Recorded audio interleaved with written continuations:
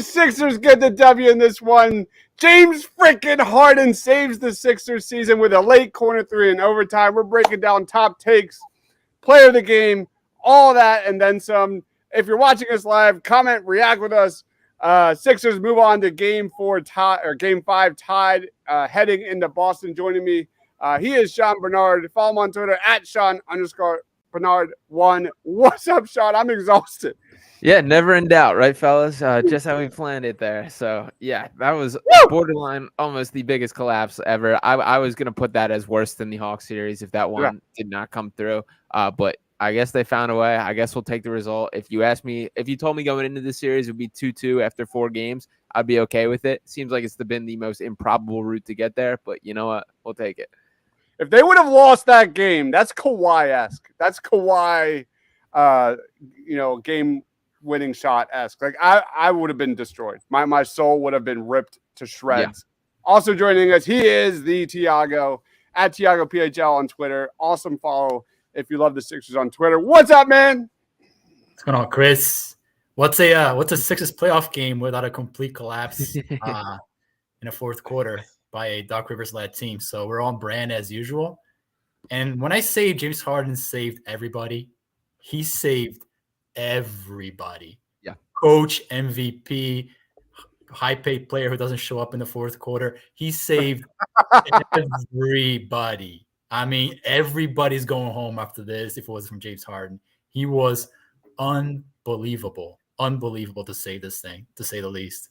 Yep. We're going to lead off with James Harden. Guys, if you're watching this live, please comment your reaction. I need a nap. I need 5 Valium. That's how I feel, man. These last 2 games, man, are just killing me.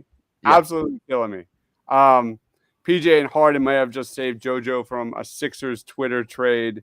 That's what it felt like. We're gonna get into it. But Joel Embiid getting owned by Al Horford, like if the Sixers had lost this game, I never would have forgot that. Like that's something I would never forget. That would be imprinted in my brain for years. Unfortunately, Anthony says, "Is it me that Embiid lost focus and lazy since he won the MVP?" I mean, let's stop with excuses, man. Like there's no excuses. You got to deliver. You're the MVP player. There's no more excuses. The excuses ended with Ben Simmons. It ended with God knows what. Like you have to deliver. Just the way that it is.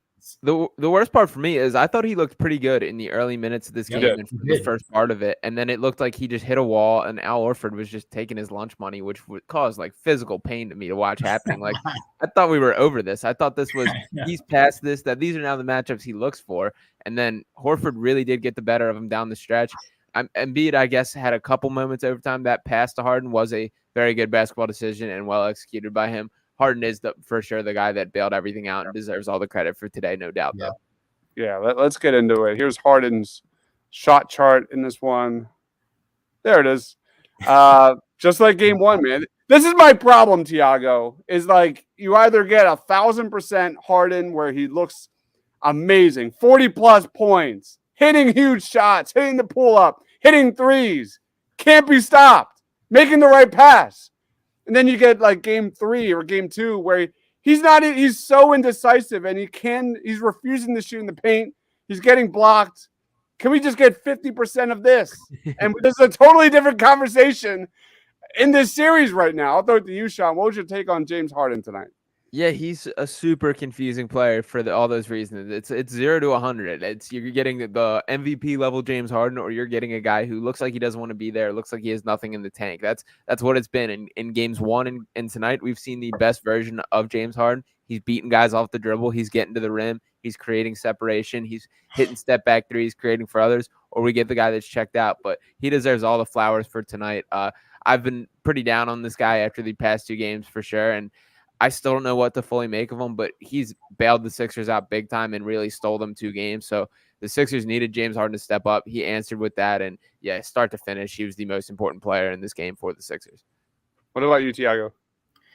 Yeah, I was really interested to see how he was going to attack tonight. I even wrote down on my notes, like, how is James Harden going to attack? And I started like trying to understand what that would look like because, I mean, game 3 was just unacceptable on all levels. So I thought what helped him early in the game was the fact that Jaylen Brown got 2 fouls. Yeah, Eventually 100%. got back away from Harden. And I thought that at that point, you got the full James Harden experience in terms of just attacking out the pick and roll, attacking in isolation. Jaylen Brown is a really good defender. He's been the MVP of this series. He has been fantastic on both ends of the court. And I thought that without him on Harden, that physicality, you really got to see Harden go back to the game one, James in the mid-range. And I also think that with Paul Reed coming in, he likes to set those high screens up almost by mid-court. Yeah. Just gives Harden more space to operate, and it gives him a lot of momentum going downhill. So I think those two things early helped him get into the game. But I'll tell you this, in the fourth quarter overtime, man, unlike the rest of the team who hid all over the place, this guy wasn't hiding, man. Yeah. Guy had Jaylen Brown on him. He had late contested shot clock makes. He was unbelievable. He was super max James Harden once again. The Sixers are going home without this guy today. There's no other way to even paint this game besides that. So props to him. He was unbelievable.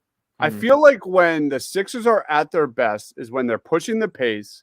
They're getting Embiid the ball faster and earlier in the shot clock, and he's moving the ball faster. That's like, I know we saw Tyrese dribble up the ball quite a bit in this one, which I think is a little different than usual, but like that's where this Sixers offense becomes completely stagnant, when they just stand around and they're all watching and the shot clock's going to 5 seconds and they just throw up a last second shot. When James Harden and the Sixers offense is clicking, it's when they get him the ball fast, get him the ball earlier in the shot clock, and get him moving. Any thoughts on that, Tiago?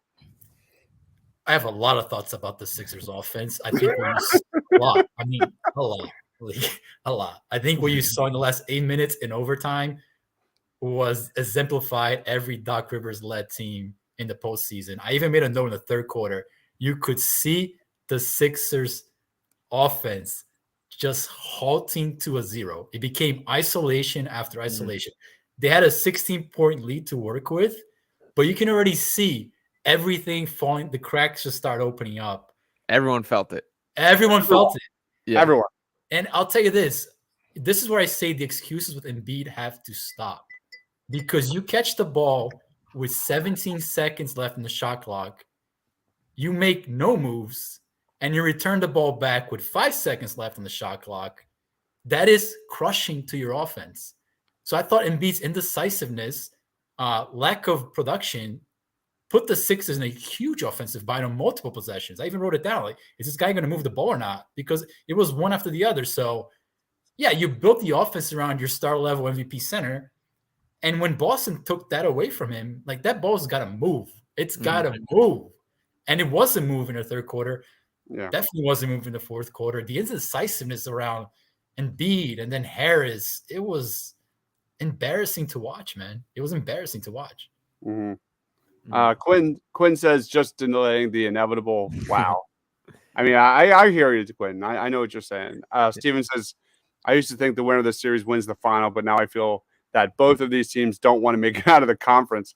That was why I was so depressed during our post-game show in Game 3. Is like, Boston's beatable, man. Yeah. Like, in no area of this series has Boston looked like the dominant team. Yeah, they're good. 1,000 times more athletic. If there was like one take from this series, is that the Sixers have no wings or athletes can match up with Boston. No question. But they're not. That doesn't mean they're a top to bottom better basketball team.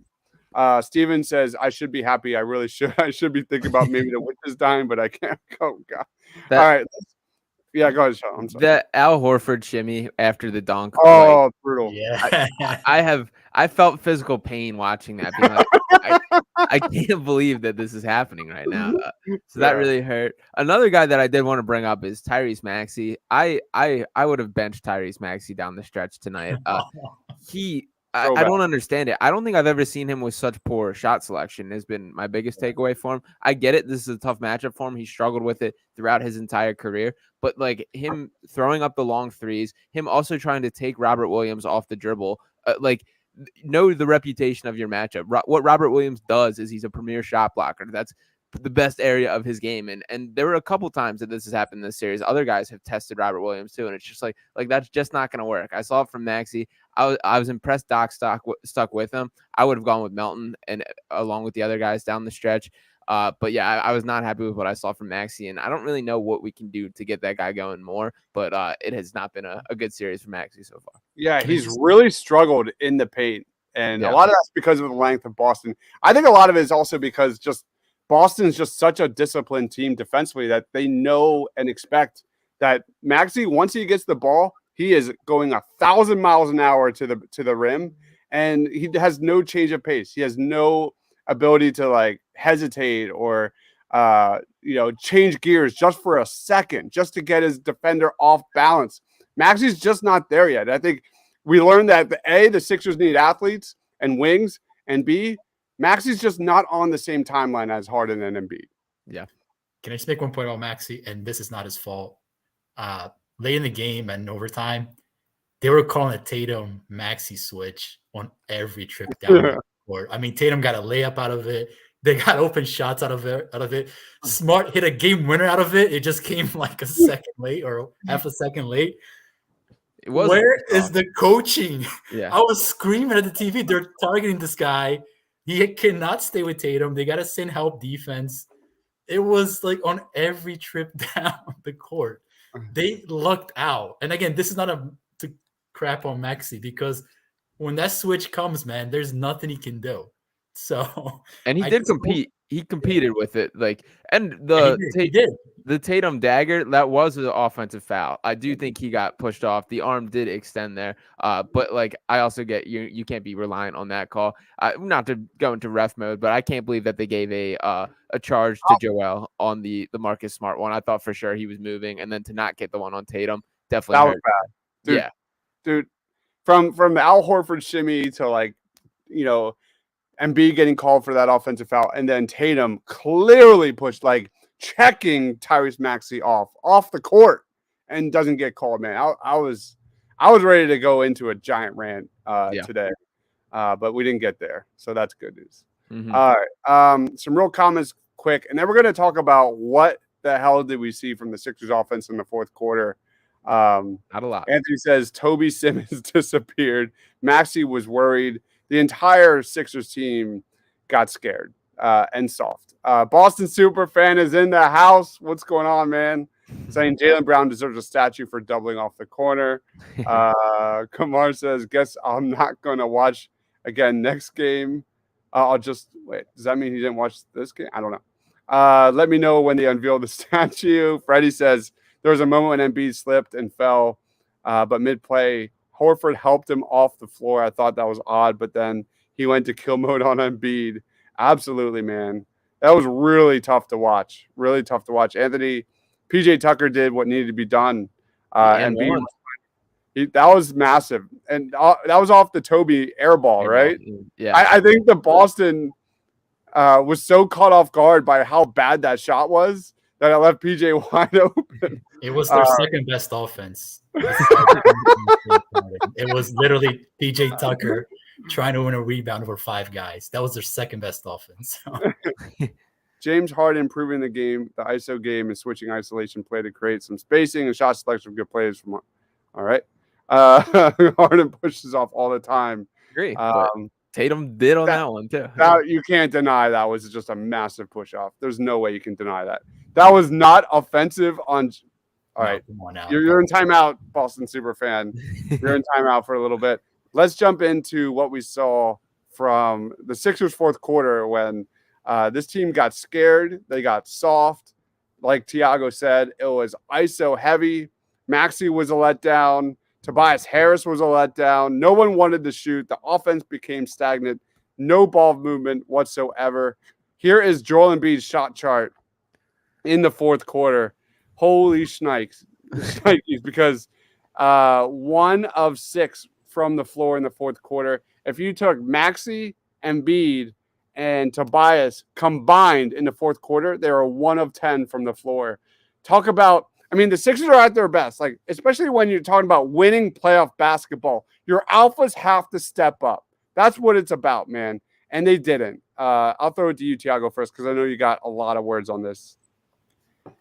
Yeah, I mean, it's a staple of what the Sixers have become under Joel and specifically under Doc Rivers. They're a team that collapses when they're pushed. They're a team that does not handle physicality well. There was a timeout where you could see ESPN made a big deal about it. It was Missoula saying, we got another level to go to, right? I think they were up like 8 or 10. And Missoula was talking about specifically about his own team. Boston came out and absolutely punched the Sixers in the mouth at home in front of the fans. And the Sixers totaled like they always do. They did it in game 3. They totaled against Miami when they got punched in the mouth. They totaled against Atlanta when they got punched in the mouth. So to say that this is not the staple of a Sixers-led team, then that's just not following history. I was hoping for the Sixers to punch back, and I would expect that the MVP, Joel Embiid, would be the guy doing the punching. That didn't happen. He looked as lost as he's ever looked as a Sixer. And then you start going down the line. Tobias Harris, like you said, Chris, just passing up shots in the corner. He wants no part of this offense, this series in particular. Had a horrendous defensive game. So yeah, it falls on James Harden to be the isolation king that he is. And when I talk about a Doc Rivers-led offense, I mean, you go back in the history of time, the only success Rivers ever had as a coach was when he had star-level isolation players winning games for him late in the games. And tonight, Harden did that. Is Harden going to be doing that in games 5, 6, and 7? I would bet against it, but if he does, man, he just saved a lot of people's jobs and a lot of people's careers. So we'll see. But yeah, I mean, it was an abomination of an overall performance for sure. Mm-hmm. Sean. Yeah, I mean, so much of this offense is inherently isolation based when Joel Embiid and James Harden are your two best players.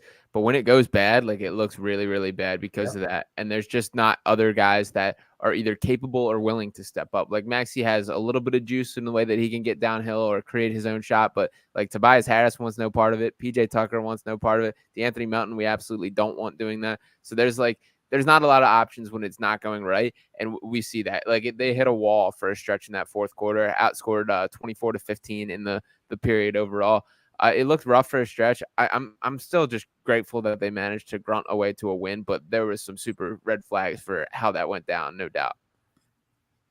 Harden was 11 of 20 in the second half and overtime. Wow. 11 of 20. That's magical stuff, man. And I killed this guy on our last show.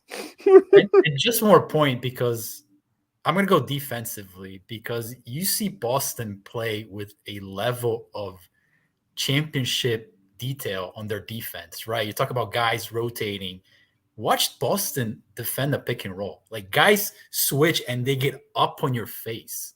Watch when the ball rotates. Guys are sprinting down the other corner and contesting. There's none of that in Philly's defense. None. And that starts with leadership on the court. Your best player should be the one anchoring that leadership. I mean, the Sixers, they got lucky. Boston scored 130 points. There were wide open shots in transition, wide open shots off the pick and roll. It's just Boston had a really poor start shooting-wise.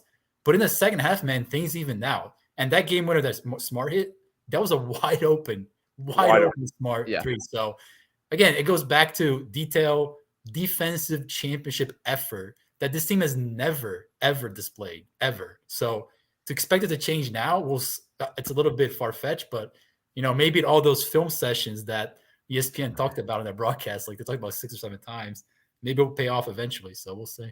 Yeah, Jason Tatum's got a Harvard level basketball. Did you see that one? Yeah. I was like, really?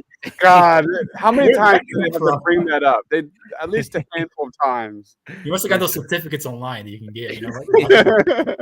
But another thing defensively that's been super frustrating is just how easily the Sixers are getting collapsed and open for three. It feels like majority of the defensive shot clock, they're just scrambling around trying to catch up for their own mistakes. And it's been every single game and feels like just about every possession. And a lot of it is self-inflicted of the Sixers overhelping or doubling when they shouldn't have to and shifting around. And that's stuff that just needs to be cut out. Like those open three-pointers, which are happening over and over again, you just aren't going to survive. That continues to be the case. And we see it for stretches. That's why Boston came back in a large way, is that it's just efficient offense, the way that they're able to break down the Sixers, dish out, and create that. And the Sixers are making it way too easy for them to let that happen.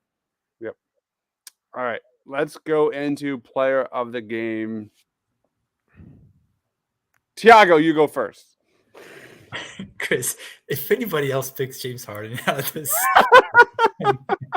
revoke their Sixers pass. No, I'm just joking. I mean, I'm just gonna. I'll say James Harden. I'll leave you guys at all the color. There's no world where anybody else is a player of the game in this game. He was everything from specifically the fourth quarter on. They don't even come close to pulling this out without Harden tonight. Yeah, he saved the season. James Harden did. Yes, exactly. No question. What about you, Sean? Who's your player of the game? Give me George Niang as my player of the game, and a guy that I think we all three were on the same page. Deserves. I like it. Yeah. I like it. I didn't think he deserved a role in the rotation for this series. I still think this is a brutal matchup for it, but you know what? Played 19 minutes, hit 3 threes, purely buckets, 9 points. Niang provided a spark, a shooting spark that they needed today, so he got the job done. And shout out Doc for trusting him. Shout out Niang for delivering. So I'll give him the love today. Shout out for not listening to me too, because like no parts of myself that I want George Niang in this series, and he's hung. Like there's been moments, especially defensively, he's not been killed. He has competed, absolutely. And I think we saw some George Niang at the end of the game here, and not Tobias on the court as well. And you know, is this a crazy thought? Like put Niang over PJ Tucker because at least they can't abandon Niang in the corner, right? Is that a bad take? I will say Tucker has looked more willing. I think specifically after Doc benched him in game 3. What did he shoot tonight? He had 1 for 4 from 3, 2 for 5 from the field. That big and one was the bucket there. But he's shown a little bit more of a willingness, which is you just have to be willing to shoot it. Like you can't let it be that easy. But yeah, I don't hate it. Niang has probably the quickest trigger on this entire team, and just unconscious and willing to let it fly, which is a huge thing. They need that. My player of the game, and Anthony was already in my head with the comment. I don't have anybody else, and I'm going to go Dr. Irving with that. That might be the photo of the playoffs if the Sixers can somehow pull this out, because that was a great moment. I was laughing my ass off. Dr. J, man, look at that. It's terrific. And channeling his inner Grogu or something like that. It's terrific. But that basically wraps it up. I'll throw it to you, Sean, first. Final thoughts, plugs. What do you got going on, man? Yeah, it was an ugly game, but we'll take it. A win is a win. 2-2, head to Boston. Got to steal 1 there. So we'll see what happens. We stay fighting. But yeah, you can check out my work. Check out Pick Swap Media. I'll be dropping a podcast later tonight with my co-host James with a little, I guess, probably more composed and thoughts on this matchup.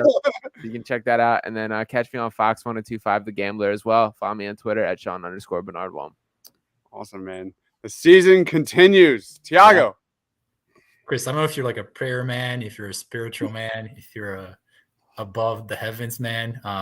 Six are gonna have to muster all of that energy for a game 5, man. I'll tell you this right now. I will tip my hat and I will give them all the respect if they go into Boston and pull this out. It looks messy right now. It looks very messy. I don't know how many days they have between games 4 and 5. They have to get a lot of things right to get right in this series. I didn't expect them to be just falling apart in moments like this against Boston. I thought this was a thing of the past against the Celtics, but I perhaps should have paid more attention. They can win if they hit shots, man. I mean, it's the best when they look because the ball was kicking and guys were shooting, but I don't know. So yeah, let's hope that the heavens come down and still wins for game 5. So we'll see. You're muted. You're muted, Chris. I'm back.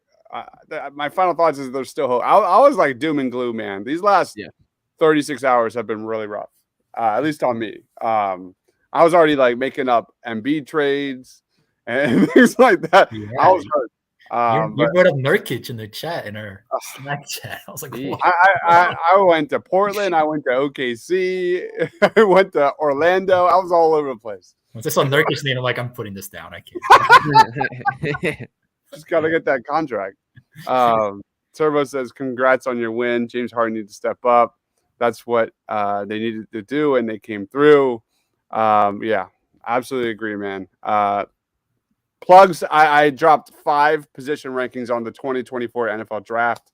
Go check that out. Tight ends, wide receivers, running backs, cornerbacks, and I know I'm missing one.